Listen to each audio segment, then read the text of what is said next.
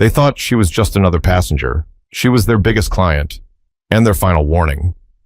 You'd think someone like Monica Ellison would be hard to miss. Black woman, 46, braids swept into a neat bun, cream-colored pantsuit that looked like it had been sewn directly onto her body. Sharp, tailored, clean. She moved with the kind of quiet confidence that doesn't beg for attention, but never fails to earn it. She wasn't flashy, no entourage, no designer handbag swinging like a trophy, just a leather tote, a phone she barely looked at, and a presence you couldn't ignore even if you tried. But in certain places, certain rooms, certain flights, it wasn't about how powerful you were. It was about whether they believed you belonged.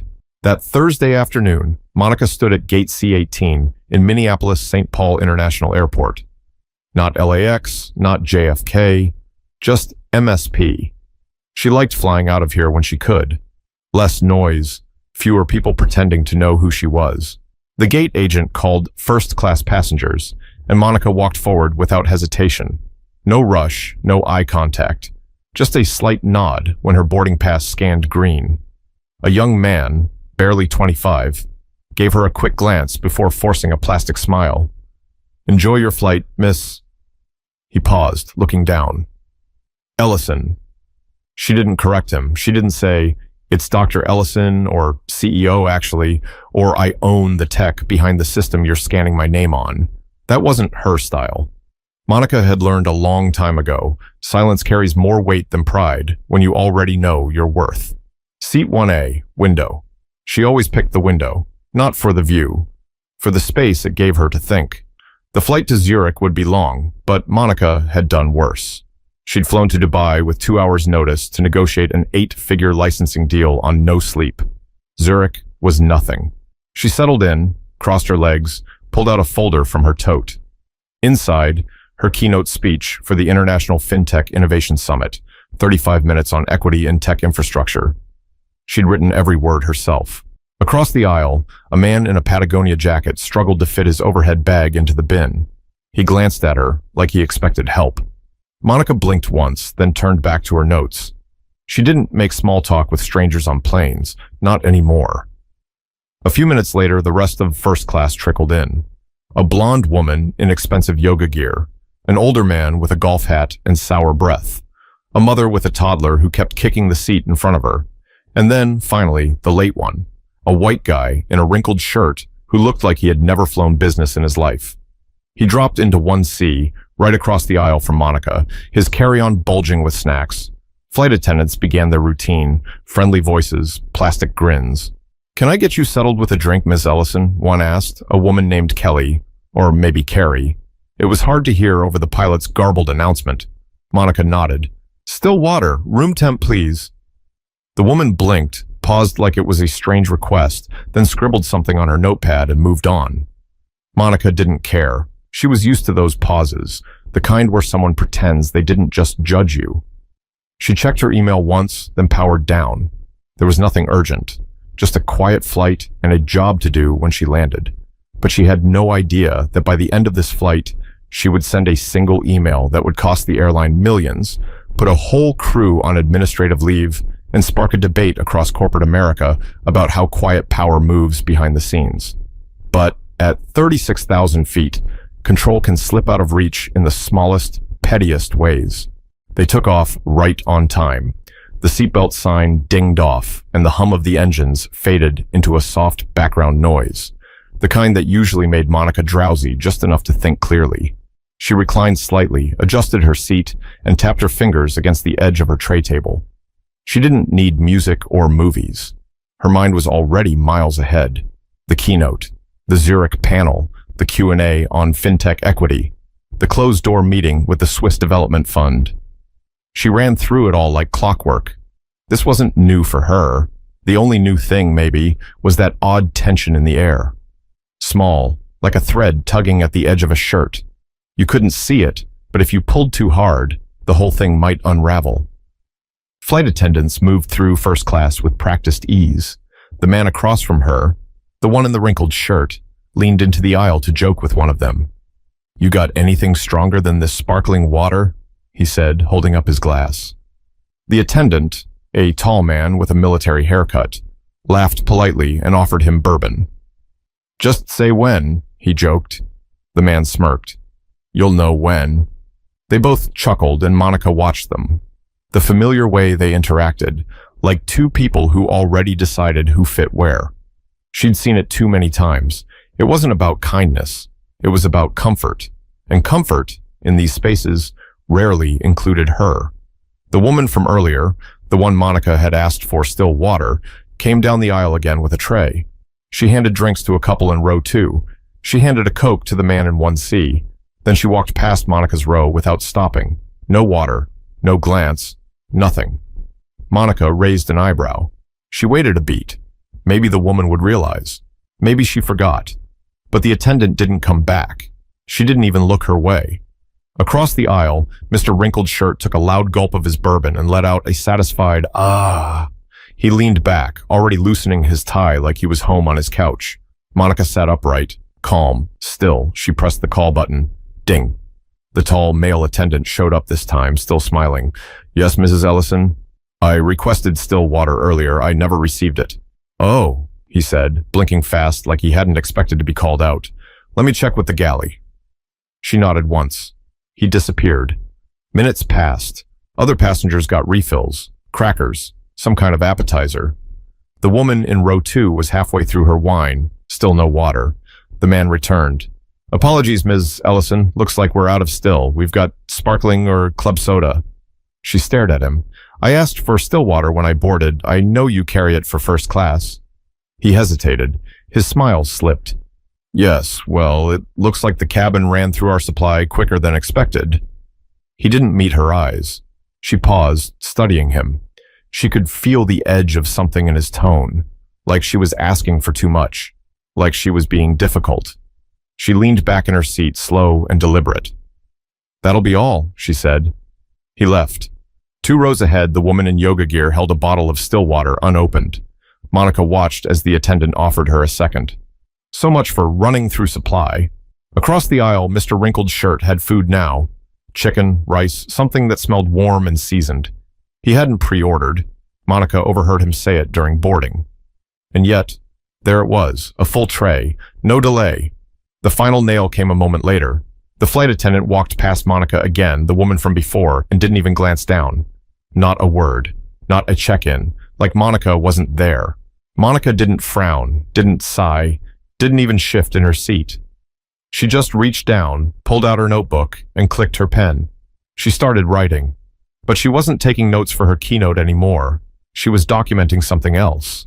Dinner service began quietly. One by one, the flight attendants moved through first class with those silver carts. Hot trays clinked softly. Polite whispers filled the space. "Would you like the chicken or the pasta?" The kind of gentle luxury that first class was supposed to promise. Monica didn't look up right away. She was still writing, flipping back through a few notes in the folder on her lap.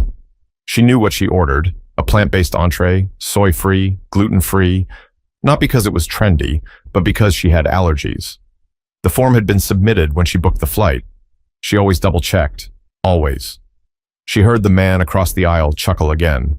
"Pasta for me, unless the chicken's good." "It's great tonight," the attendant said. "We've got extra, so you're in luck." Extra. That word stuck in her head. Another passenger was offered a second roll. Someone else, a fresh drink. Meanwhile, Monica waited. The cart moved closer. She closed the folder and sat upright, ready. Then it happened. The attendant, same woman, same forced smile, stopped at Monica's row, glanced down at her, and paused. She leaned in slightly. "We're so sorry," she said in a tone that sounded like it had been rehearsed 100 times. "We seem to have run out of your selected meal." Monica blinked. "That's not possible," she said flatly. "I submitted my selection 3 days ago. It was confirmed." The woman tilted her head like she was pretending to be sympathetic. "Yes, but the catering team didn't load enough meals for special requests. We can offer you a pasta entree instead." "Does it contain gluten?" "Yes, it does, but we can try to find you something else, maybe a fruit plate or—" "I'm allergic to wheat," Monica interrupted. "Oh," the woman said, already backing away. "Let me check with the galley." Monica didn't respond. She looked at her watch. 34 minutes into meal service. From her seat, she watched the crew move back and forth. Nobody came back to her row. She waited. Across the aisle, the man who hadn't pre-selected anything now had a full tray. Pasta, salad, bread, and a brownie. "You sure you don't want this chicken?" he said jokingly to the woman next to him. She laughed. "No, I'm sticking with the salad tonight." He leaned back and shoved the chicken in his mouth with the kind of careless confidence you only see in people who never had to fight for space. Monica stayed still. Her stomach had already given up hope. What got to her wasn't hunger. It was the principle. She didn't want the food anymore. She wanted the truth. 15 minutes later, the attendant returned. No tray, no apology, just a small plate with 3 slices of apple and a lemon wedge. "This is all we could find," she said, placing it in front of Monica like it was a gift. Monica looked down at it. "Where is your supervisor?" she asked calmly. "She's assisting in the main cabin. I can ask her to come by once she's free." Monica nodded once. "Do that." The woman left. No supervisor came. 10 minutes, then 20. Still nothing. She looked around. Every other first-class passenger was eating or finishing. The crew was laughing near the curtain divider. Even the pilot walked by to chat with someone in 1D. Monica was invisible, or worse, deliberately ignored. She leaned forward, pulled out her phone, and opened the Notes app. She typed, "Flight 622, MSP to Zurich, first class, meal service denied, allergy info ignored, no communication from supervisor, second class treatment in a first class seat. Crew names, Carrie R., Andrew M." She paused, then added, "Documentation begins now." It wasn't about being dramatic. It wasn't about revenge. It was about accountability. She clicked off her phone, folded her arms, and leaned back. Still no apology, no water, no meal. But her mind was already in motion. Because when you've spent your whole life being underestimated, you learn how to turn disrespect into strategy. By hour 4, the cabin lights were dimmed. Most passengers in first class had reclined their seats, tucked into blankets, and slipped on headphones. Soft snoring echoed from somewhere near the back. But Monica wasn't tired. Not anymore. She sat upright, legs crossed at the ankle, her tray table down. Empty except for her notebook, her phone, and that untouched plate of sad apple slices. Still, no one had returned. Not the supervisor, not a word of acknowledgement. It was like she didn't exist. Except she did. And every second that passed was quietly building the kind of story she knew how to tell. Not to the public, not to the press, but to people who made decisions at the highest level. She glanced down at her notes again. The project. Integration of Novalift's predictive analytics into HorizonJet's loyalty and customer service systems. A multi-year contract. Tens of millions. The airline had been courting Novalift for 6 months. Dinners, invites, panel appearances. And now this. Monica reached for her phone and scrolled through her inbox. There it was. The last email from HorizonJet's VP of Business Development. Subject line, "Looking forward to finalizing next week." She didn't smile. She opened her camera, angled it toward the tray table, and snapped a photo of the untouched plate. Time-stamped. Then the service call button still lit. Then the seating chart on the in-flight screen, with her seat, 1A, clearly visible. She attached all 3 to a new draft. To General Counsel, Novalift, CC, VP of Operations. Subject, Flight 622. Urgent adjustment needed. She paused over the keyboard, then typed, "Need immediate hold on HorizonJet rollout. Reassessment required regarding vendor compliance with service equity clauses. Incident on current flight demonstrates clear alignment issues." She stared at the screen. Her heart wasn't racing. Her fingers didn't tremble. This wasn't the first time someone tried to make her feel small. It was just the first time the cost of that disrespect had a paper trail. She hit save, not send, not yet. Across the aisle, the man in the wrinkled shirt had taken off his shoes and was now loudly telling the woman beside him about his company's exit strategy. "I mean, it's all about leverage, right?" he said, swishing what was left of his third bourbon. "You've got it, or you don't." Monica raised her eyes just slightly. He had no idea how real leverage worked, that it wasn't about shouting, or posturing, or being served first. It was about having the authority to make decisions that changed lives, sometimes without ever raising your voice. She turned back to her screen. hit send, then leaned back, exhaled slowly, and let herself close her eyes. But she wasn't resting. She was waiting. Because some lessons are taught through press releases, and some through silence. Touchdown in Zurich was smooth. Cold morning light bled through the cabin windows as the wheels met the tarmac. Monica didn't clap. She didn't cheer. She simply opened her eyes, adjusted her blazer, and straightened her posture. She looked exactly like what she was. Someone in control. Someone who knew what came next. Passengers stretched, yawned, checked their phones. The man across from her, now wearing mismatched socks, groaned about the time zone. "I'm gonna feel this in my back all day," he muttered. Monica ignored him. She reached for her tote, placed her folder inside, and zipped it shut with care. The crew made their final announcements. Monica waited. Still no supervisor, no explanation, no apology, nothing. She stood up as soon as the seatbelt sign blinked off. Calm, composed, and when she stepped off the plane into the jet bridge, her phone vibrated. One message from VP of Operations. Subject, Flight 622. Understood, contract hold initiated, legal is drafting a revised equity clause. Meeting with Horizon Jet reps moved to pending. We'll let them make the next move. Monica tucked her phone away and kept walking. She moved through the airport with a quiet rhythm, past the glass walls and glowing ads and hurried travelers. When she reached the car service pickup zone, her driver was already there, holding a small sign with her name. He took her bag without question. On the ride to the hotel, she finally allowed herself a moment to decompress. She looked out the window at the streets of Zurich, wet with morning rain. She thought about how many times she'd been overlooked, pushed aside, erased in rooms where she was the most qualified person sitting at the table. But this wasn't about ego. It was about patterns, and whether people in power would keep pretending those patterns didn't exist, until someone with leverage forced them to pay attention. By the time she arrived at the hotel, the dominoes had already started to fall. She got a call that afternoon, unknown number. She answered without speaking, a man's voice. "Ms. Ellison, this is Kenneth Ward.